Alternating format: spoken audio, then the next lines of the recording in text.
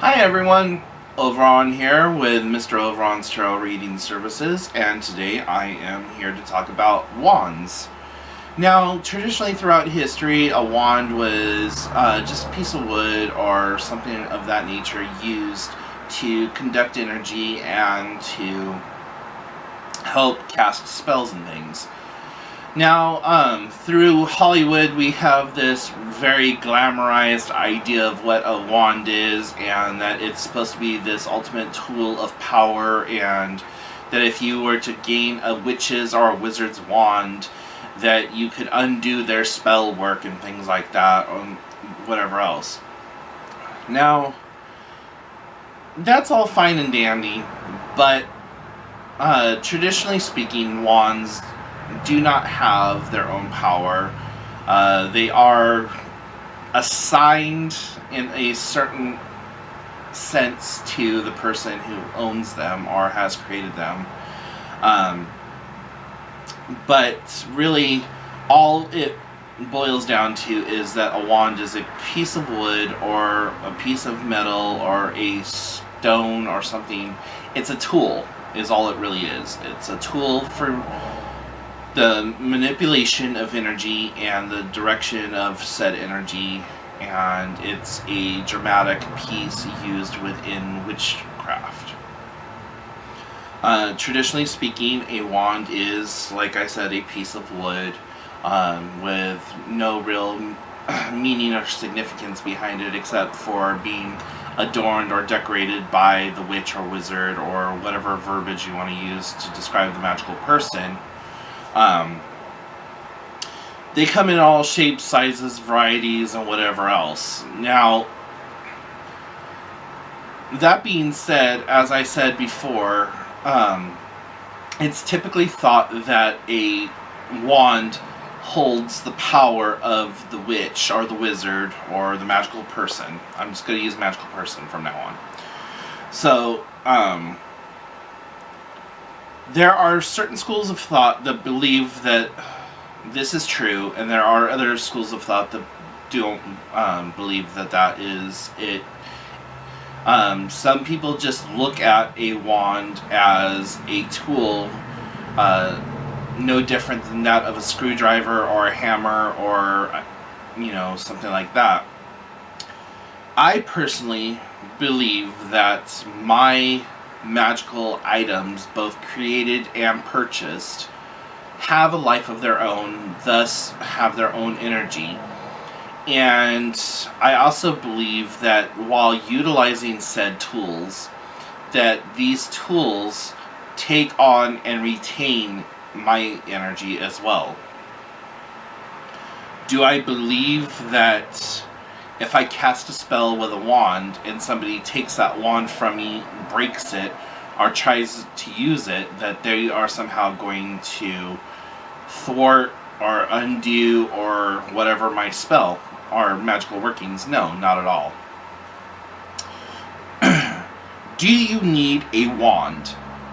Absolutely not. You do not need any magical items outside of what you were born with, and that is your hands and your body, arms, whatever else. On the off chance that you weren't born with arms or hands or some other kind of medical deformity like that, I'm sorry for being insensitive, but anyways, wands could be something as elaborate as something that was completely carved out of wood or sculpted from clay, or something as ordinary and as mundane as walking outside and taking a branch off the ground.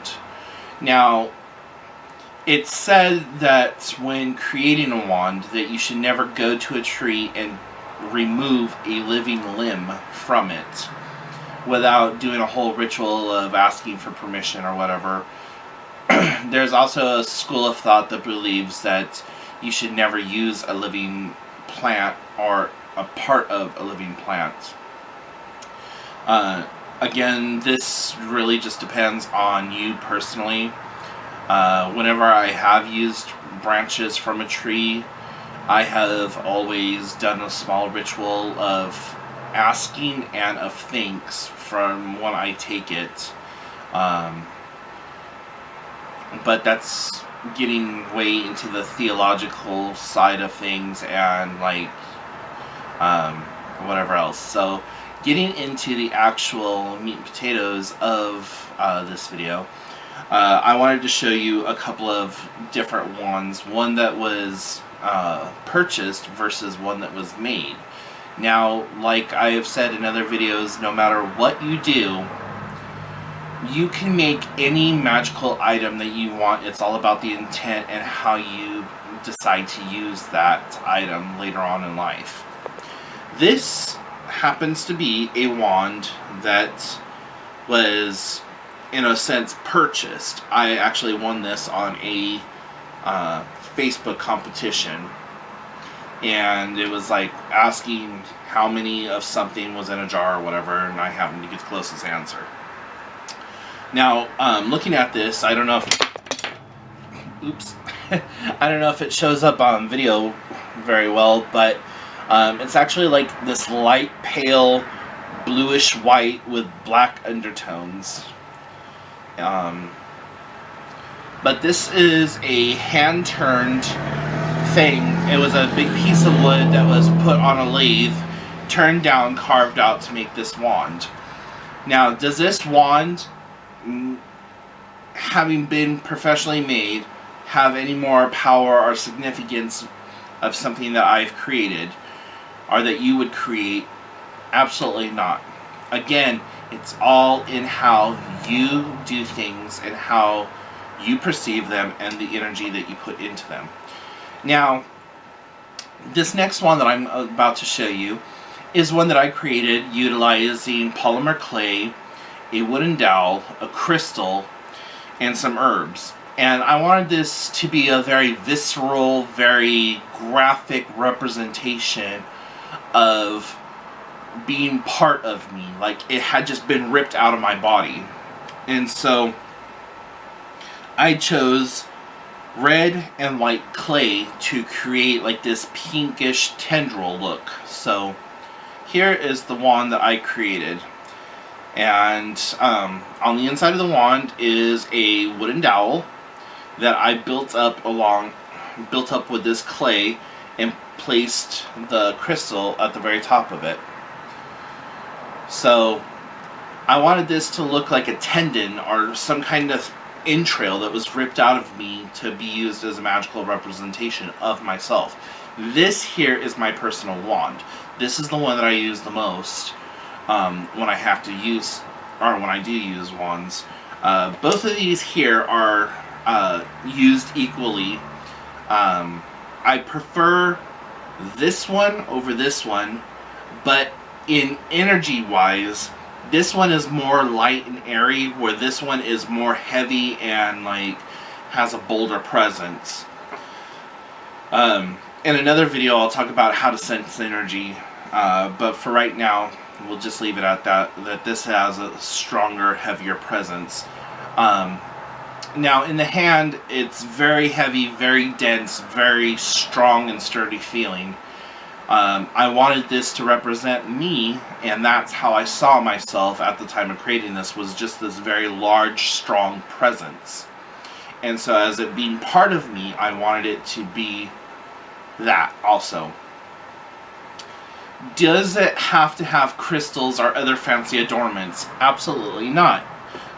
As you see, this is just plain wood that's been carved down and painted and given like a little thing to it.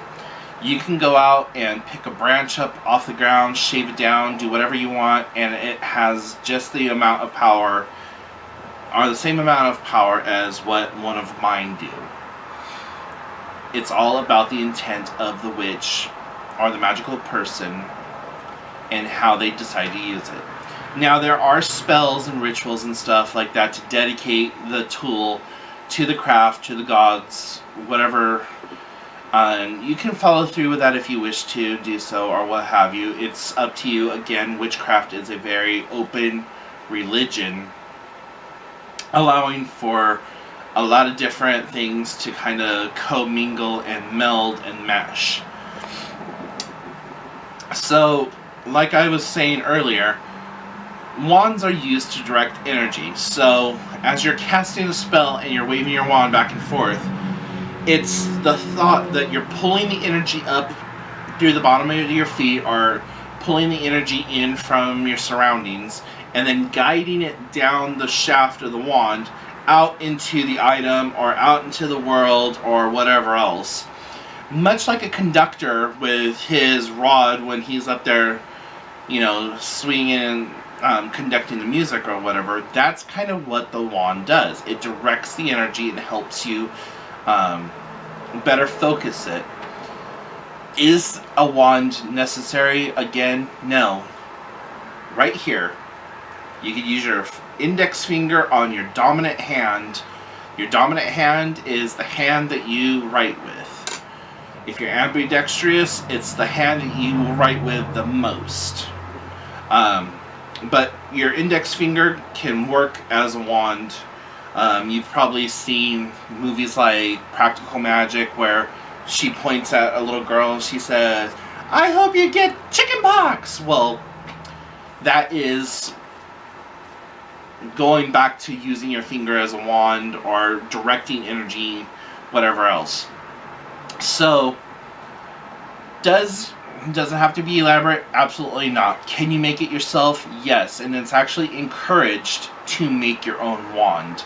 You can make it out of anything you want. You can have it out of wood, metal, polymer clay. You can have a stone. I've seen beautiful pieces of crystal that have been carved into long shafts used as wands. You can use your finger. Anything that you feel will work for that magical intent, that's what you want to do. That is your wand at that point. Like I also said, it is my personal belief that my magical tools, be it my Book of Shadows, my Athame, my tarot deck, whatever, I believe that those have power of their own, and they have their own life force and their own energy. If that's your case also, if that's what you want to do for yours, then by all means do so. There's no right, wrong, or indifferent. I don't know if I've mentioned this in other videos, but I'll mention it now. It is typically thought that you should not allow anyone to touch or use your magical items, even with your permission, because they will imprint some of their energy onto the item. For me, I don't care about other people utilizing my tools or trying to put their energy into my tools, because I think of my tools like sponges are like little energy vampires, that they absorb everything and allow me to later use that energy, kind of like a battery. So, I'm rambling on this subject right now, but I just wanted to let you all know that there is no right or wrong way when it comes to wands, and to give you just a little bit of a subjectual history of it. So if you have any questions, concerns, please put them in the comment section down below. If you would like a tarot reading, please go over to MrOveron.com, that's MrOveron.com, and check me out over there. And if you have any future suggestions for videos, please let me know. I look forward to them, and I would be very gracious to do a video that would possibly help you. If I don't happen to have knowledge in the subject, I will let you know, or I will study it up and then do a video about it just to give you all some more information. So yeah, I hope you all have a great day, great evening, great whenever you see this, and I will talk to you all soon. Blessed be.